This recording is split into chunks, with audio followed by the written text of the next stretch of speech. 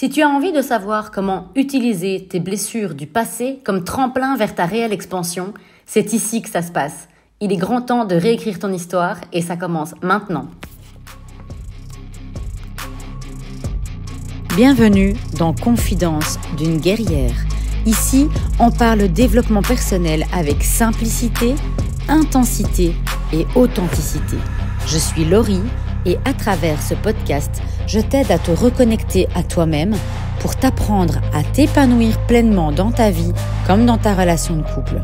Ensemble, on va harmoniser tes énergies féminines et masculines, allier puissance et douceur et développer ton self-love pour mieux aimer et mieux être aimé. Alors respire profondément, c'est parti.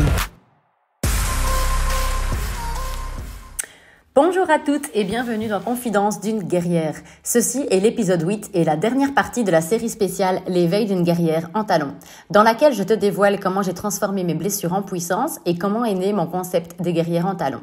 Peut-être que tu as écouté les 5 épisodes précédents et tu veux enfin avoir le mot de la fin, ou alors tu me découvres au travers de cet épisode et c'est très bien, tout est parfait. S'il te plaît, je t'inviterai à aller écouter les autres par la suite, si ça te dit. Au travers de ces 5 épisodes, donc les 5 épisodes précédents, j'ai balayé toutes les histoires de mon passé qui ont laissé des traces et en tout cas toutes celles pour lesquelles j'ai tiré des leçons qui, je pense, pouvaient également te servir à toi. Pendant longtemps, j'ai laissé ces blessures avoir le pouvoir sur moi. À cause d'elles, je restais conditionnée à certains schémas. Certaines parce que je les avais reniées, certaines parce que je leur donnais trop de poids. En ce qui concerne celles dont j'avais totalement conscience, j'ai pendant longtemps cru que je devais guérir ces blessures, que si je ne guérissais pas, je ne pourrais pas évoluer, que je ne pourrais pas changer des choses dans ma vie. Sauf qu'encore une fois, je me racontais des mensonges. Ce n'était pas seulement une fausse croyance ou de la méconnaissance, je pense que c'était encore une excuse pour ne pas enclencher volontairement le changement. Par exemple, je me disais, je ne pourrai jamais avoir une relation saine avec un homme. J'ai été abandonnée par mon père et je lui en veux toujours. Alors à quoi bon essayer? Autant accepter que je continuerai toujours à attirer des hommes inaccessibles ou qui me rejetteront également. Sauf que on n'a pas à guérir absolument de ces blessures. On n'a pas à connaître toutes nos blessures non plus, ni à comprendre d'où elles viennent d'ailleurs. Certains traumas, même minimes, viennent de périodes de notre vie dont on ne se souvient même pas. Ou viennent même parfois de quand on était dans le ventre de notre mère. Est-ce que cela signifie qu'on ne pourra jamais en guérir et jamais rien y changer? Non. Est-ce que ça signifie que tu vas devoir passer des années sur le divan d'un thérapeute pour aller creuser dans ton passé, dans ton subconscient, dans tes vies antérieures? Non plus. C'est ton droit, bien entendu. Je n'émets aucun jugement. Juste que non, ce n'est pas obligatoire de passer par là. Le simple fait d'être conscient que là, quelque part au fond de toi, il y a un nœud, un blocage, une résistance, une cicatrice, tu n'as pas à te souvenir, tu n'as pas à comprendre pour défaire ce nœud et libérer cette énergie bloquée qui t'empêchait d'avancer. Quand je parle de guérison aujourd'hui, je pense plutôt qu'il est intéressant de guérir sa relation à son passé et sa relation à ses blessures pour qu'elles prennent moins de place, qu'elles ne dirigent plus ta vie. Surtout qu'en réalité, les blessures ne disparaissent pas. On apprend juste à vivre avec. Parfois, affronter sa blessure, la reconnaître et simplement accepter sa présence est le secret pour te révéler et enfin monter au prochain niveau. Chaque blessure peut être un miroir, un guide, un moteur. Par exemple, une blessure d'abandon peut apprendre à se choisir soi. Une blessure de rejet peut révéler un besoin profond d'alignement et d'authenticité.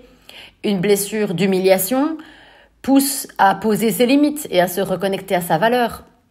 Une blessure d'injustice t'invite à revenir à ta vérité et à l'équilibre. Et une blessure de trahison peut ouvrir à la confiance en soi, en fait. J'ai connu beaucoup d'abandons dans ma vie. Mon père, ma mère, parce qu'elle était dans ma vie, mais jamais présente pour moi, de certains hommes, de certaines amies qui étaient très chères à mon cœur. Et je ne comprenais pas ce qui clochait chez moi. Je pensais que quelque chose chez moi repoussait les gens, ou que je n'étais pas assez, ou que j'étais trop. Sauf que même quand je faisais tout pour être la parfaite fille, la parfaite compagne, la parfaite amie, je perdais quand même parfois des gens. Alors j'ai dit stop. La seule personne avec qui je dois vivre tout au long de ma vie, c'est moi. Et au lieu d'attendre que les autres me choisissent, j'ai décidé de d'abord me choisir moi. Je n'attends plus rien des autres. Je ne suis plus déçue. Je donne sans attendre en retour. Et tu sais quoi? Je suis bien plus épanouie comme ça. Mes relations sont plus saines, plus authentiques. Et aussi, une autre raison pour laquelle je pense qu'il est intéressant de guérir sa relation à la blessure, c'est que on voit souvent la blessure comme quelque chose de négatif, à totalement éviter. Sauf que là où ça blesse, c'est là où se trouve une limite. Et pour évoluer, il faut étirer ces limites. Donc aujourd'hui, je vois la blessure comme une faille qui permet à la lumière de passer, comme une fêlure dans un vase. Et oui, à un moment, le vase peut éclater, mais pour donner naissance à une nouvelle version de toi. Aussi, guérir, ce n'est pas effacer. C'est transformer le sens de ce qu'on a vécu. Et la guérison vient en bougeant, en avançant, pas en restant immobile. Bien entendu, ressentir des émotions face à nos blessures est tout à fait normal et humain. Ne plus donner de poids à ces blessures ne signifie pas ne plus rien ressentir, mais plutôt ressentir en conscience. Accepter de se laisser traverser, écouter le message et laisser l'énergie circuler.